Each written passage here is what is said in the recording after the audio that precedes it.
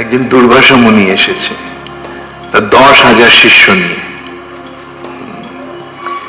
দুর্যোধন খুব আদর আপ্যায়ন করেছে। তার সেই আদর আপ্যায়নে সন্তুষ্ট হয়ে দুর্বাসা বলছে, বলো কি চাই? আমাদের তো, দুর্যোধন বলছে, আমাদের তো সৌভাগ্য সব পূর্ণরূপে হয়েছে, প্রাপ্তি হয়েছে। আমার ভাইয়েরা বনে কষ্ট পাচ্ছে, আপনি গিয়ে ওদেরকে আশীর্বাদ করুন। কেননা জানতো দুর্বাসা অভিশাপ দিতে অত্যন্ত তৎপর। ঠিক আছে, যাও, 10,000 শিষ্য নিয়ে ওখানে আপনি যাবেন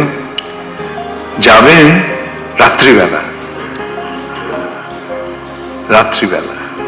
অর্থাৎ যখন সব খাওয়া হয়ে গেছে, দ্রৌপদীর সূর্যের দেওয়া পাত্রে আর কোনো খাবার থাকবে না, দ্রৌপদীও খেয়ে নেবে, তখন আপনি যাবেন।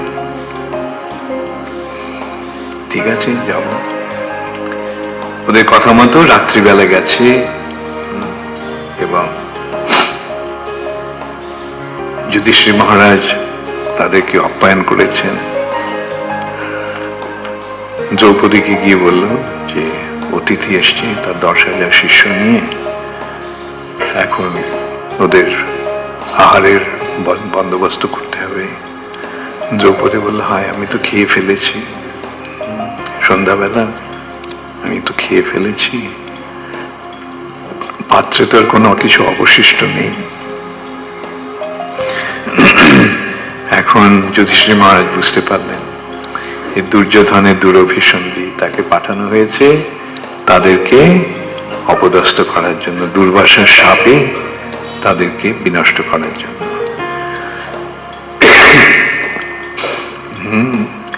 ভক্তরা বিপদ পড়লে কি করে?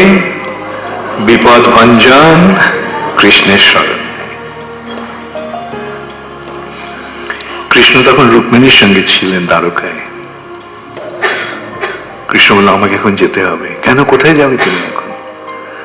যুধিষ্ঠির মহারাজ আমাকে ডাকছে। ও আচ্ছা, ঠিক আছে, যাও। কৃষ্ণ এলেন, সব কথাকে বলা হলো। এদিকে দুর্বাসা গেছে স্নান করতে তার 10,000 শিষ্য নিয়ে। আর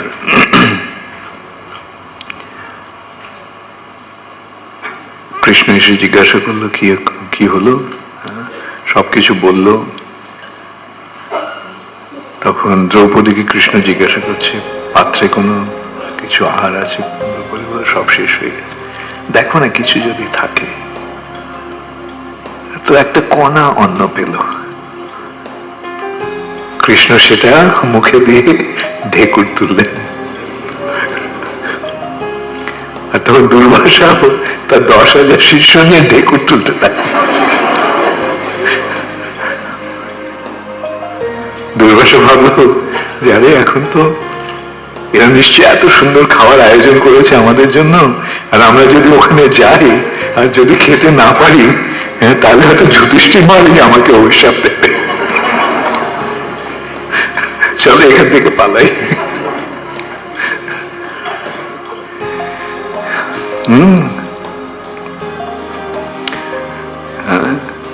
রাখে কৃষ্ণ, অবশ্য রক্ষিবে কৃষ্ণ বিশ্বাস পালন। ভক্তির শরণাগতির একটা অঙ্গ কি? এই কৃষ্ণ যে আমাকে সবসময় রক্ষা করবে, সেই সুদৃঢ় বিশ্বাস। ভজ ভজ ভাই চৈতন্য নিতাই, সুদৃঢ় বিশ্বাসও করি। সুদৃঢ় বিশ্বাস কিসে? আমি যা শরণ নিয়েছি তিনি অবশ্যই আমাকে রক্ষা করবেন, অবশ্য রক্ষিবে কৃষ্ণ বিশ্বাস পালন। সেটা বারবার আমরা দেখতে পাচ্ছি। তাহলে দুঃখে পড়লে কি করবে? বিপদে পড়লে কি করবে? কি করবে? তাই তো, ঠিক তো, মনে থাকবে কি? হ্যাঁ, কজন হ্যাঁ বলবে? ওকে, ভেরি গুড। তোমাদের বারবার এই কথাটা আমার মনে করিয়ে দিতে হবে, তাই নয় কি? এবং আমি যখন তোমাদের মনে করাচ্ছি তখন আমারও মনে থাকছে, আমি আমাকে মনে করিয়ে দিচ্ছি যে ভগবানের স্মরণ নিয়ে থাকাটাই হচ্ছে জীবনের চরম উদ্দেশ্য। এই জগতে কত কিছু হবে, কখনো সুখ কখনো দুঃখ, কর্ম বিপাকে ভ্রমইব, আমি ভ্রমণ করছি কর্মের বিপাকে। এই জগতে দুটো নিয়ম আছে কেবল। এই জগতে কৃষ্ণ নিজে কিছু করেন না, কৃষ্ণ আমাদের একটা নিয়ম করে দিয়েছেন, গুণ কর্ম।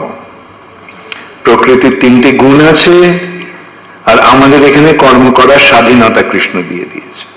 নিজের ইচ্ছা মতো কর্ম করো, তুমি যা করবে করো, এবং গুণ অনুসারে তার ফল হবে।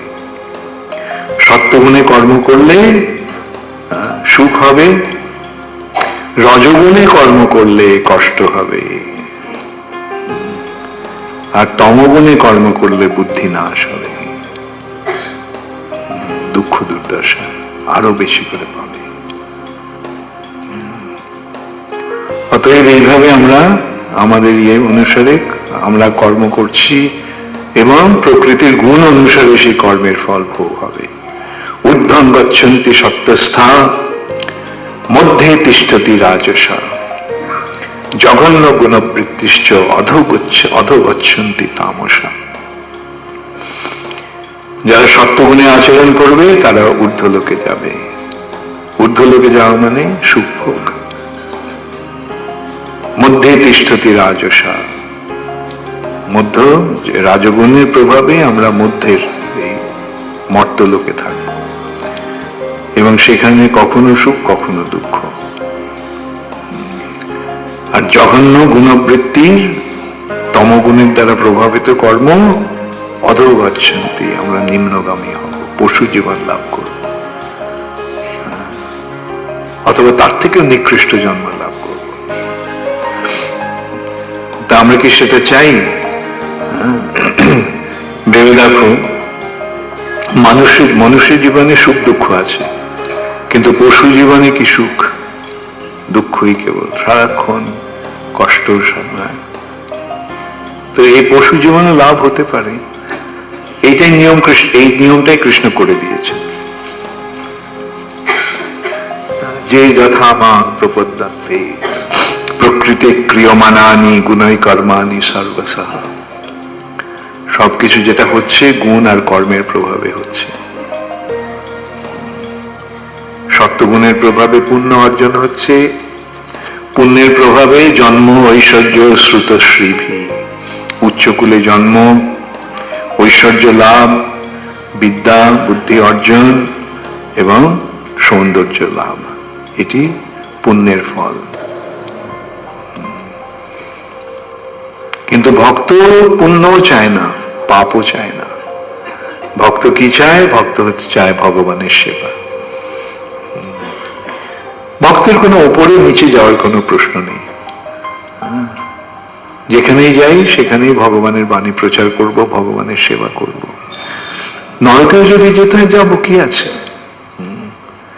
নরকে যদি যেতে হয় যাব, এবং সেখানে গিয়ে ভগবানের সেবা করব, সেখানে মানুষদের ভগবানের কথা শোনাবো।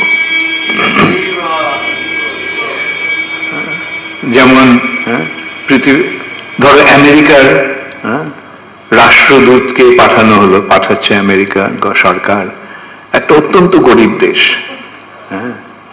আফ্রিকার ধরো একটা অত্যন্ত গরিব দেশ, সোমালিয়া, কঙ্গো, এরকম দেশে পাঠানো হচ্ছে। কিন্তু তারা কি সেখানে গিয়ে সেখানকার অধিবাসীদের মতো বাস করছে?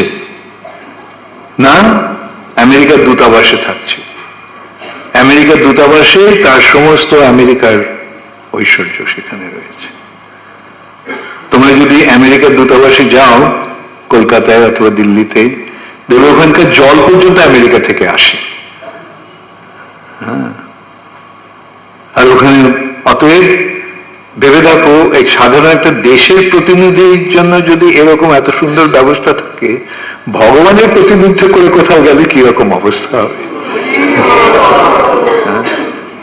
যেমন আমেরিকার দূতাবাসের লোকেরা সোমালিয়ার মতো দেশে গিয়ে সোমালিয়ার মতো মানুষদের মতো থাকে না, তারা আমেরিকানদের মতোই থাকে।